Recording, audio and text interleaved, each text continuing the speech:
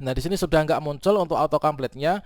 Dan demikian ini hal yang pertama yang akan terjadi ketika pendaftaran P3K teknis ini adalah sudah ditutup ya. Baiklah sobat-sobatnya, untuk pendaftaran P3K tenaga teknis dan juga Kemenak ini adalah sudah resmi ditutup ya, yaitu pada tanggal 6 Januari tepatnya pukul 23.59 menit. Nah, berikutnya kita akan berbagi update informasi bagi teman-teman, yaitu terkait 4 hal yang akan terjadi pada pendaftaran P3K tenaga teknis ataupun juga Kemenak setelah pendaftaran ini resmi ditutup.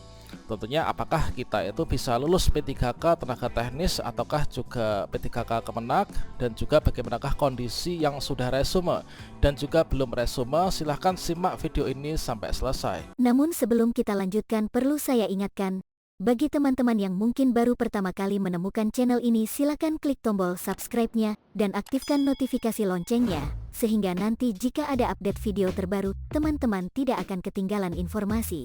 Baiklah sobat-sobatnya, untuk pendaftaran P3K tenaga teknis tahun 2022 ini adalah direncanakan yaitu untuk ditutup ya. Ditutup yaitu tanggal 6 Januari tahun 2023. Nah, maka di sini pada bagian di tanggal 6 Januari ini merupakan penentu apakah kita nanti bisa lanjut untuk bisa ikut seleksi. Baik itu P3K teknis maupun juga P3K Kemenak itulah ditentukan pada tanggal 6 Januari ini, teman-teman. Tentunya di sini ketika kita sudah melakukan pendaftaran, ini dipastikan teman-teman sudah mengakhiri pendaftaran ya pada tanggal 6 Januari kemarin, yaitu tepatnya sebelum pukul 24 malam atau jam 12 malam. Kalau misalkan kita di sini adalah belum melakukan resume atau baru melakukan pendaftaran, maka ini yang akan terjadi.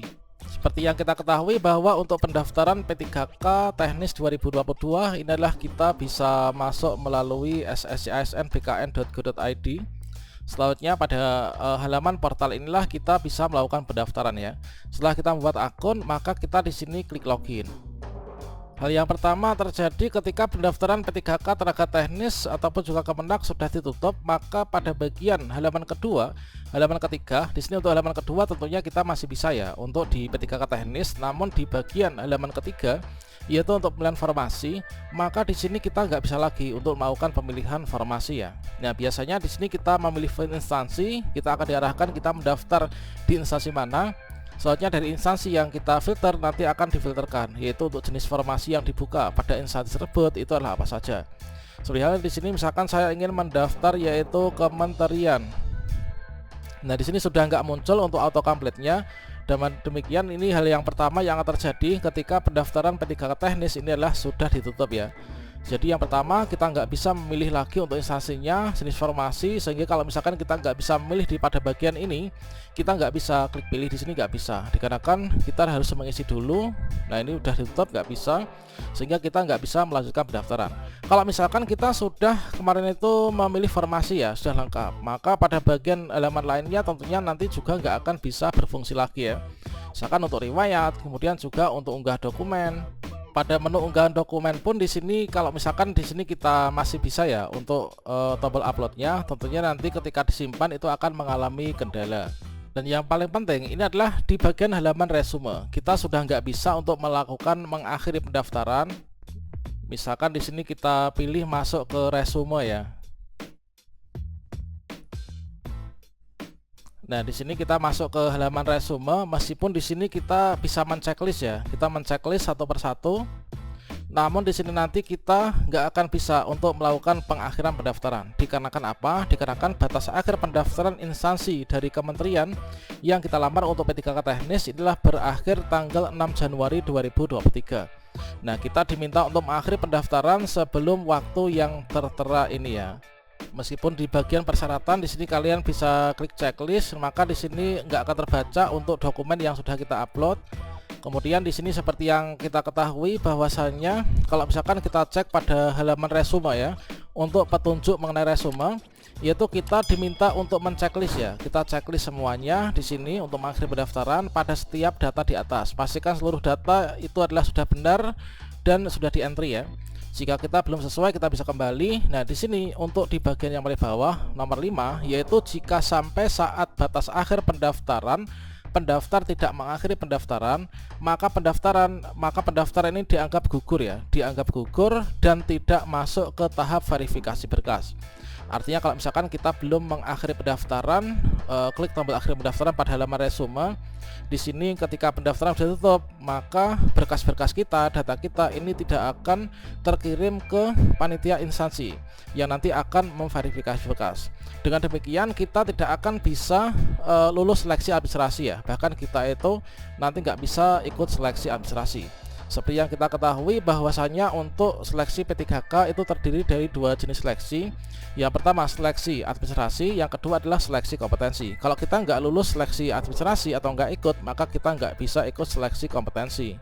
Selanjutnya seperti jadwal yang tertera di sini, yaitu untuk pendaftaran ditutup tanggal 6 Januari 2023. Berikutnya nanti langsung di tanggal 21 Desember 2022 ya. Ini bersamaan dengan dibukanya pendaftaran sampai dengan nanti tanggal 11 Januari ini adalah dilakukan seleksi administrasi.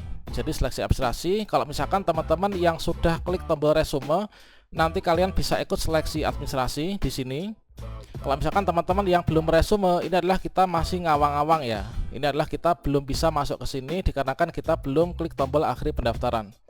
Berikutnya bagi teman-teman yang belum resume, tentunya di sini bersabar, nanti ditunggu lagi untuk pendaftaran P3K teknis di tahun depan atau P3K guru ya. Kita masih punya banyak kesempatan dan tetap bersabar. Bagi teman-teman yang sudah resume dan akhir pendaftaran, tentunya kita mengharapkan nanti di bagian seleksi administrasi ini nanti kita bisa lulus ya. Kalau misalkan kita lulus seleksi administrasi, ini adalah kita diumumkan pada tanggal 12 sampai 15 Januari diumumkan untuk pengumuman hasil seleksi administrasi. Namun di sini adalah nanti masih pas prasanggah ya. Nanti ada masa sanggah. Kalau misalkan teman-teman nggak lulus di sini, nanti kalian bisa menyanggahnya. Kemudian nanti masih ada jawab sanggah. Selanjutnya nanti pengumuman pasca sanggah lah penentuan untuk kita itu bisa ikut seleksi kompetensi ya. Kita lulus seleksi administrasi, nanti kita bisa memilih titik lokasi ujian dan pencetakan kartu peserta ujian. Lah nanti tanggal 18 sampai dengan tanggal 22 Februari 2023. Kemudian di sini akan ada penarikan data final, dijadwalkan untuk seleksi kompetensi, kemudian pengumuman daftar peserta, waktu dan juga tempat seleksi, kemudian pelaksanaan seleksi kompetensi. Ini adalah sebagai contoh untuk P3K teknis di Kementerian Agama. Kemudian untuk P3K teknis di instansi lainnya tentunya juga akan sama. Nah, selanjutnya nanti dilaksanakan pelaksanaan seleksi kompetensi tambahan, kemudian pengolahan nilai.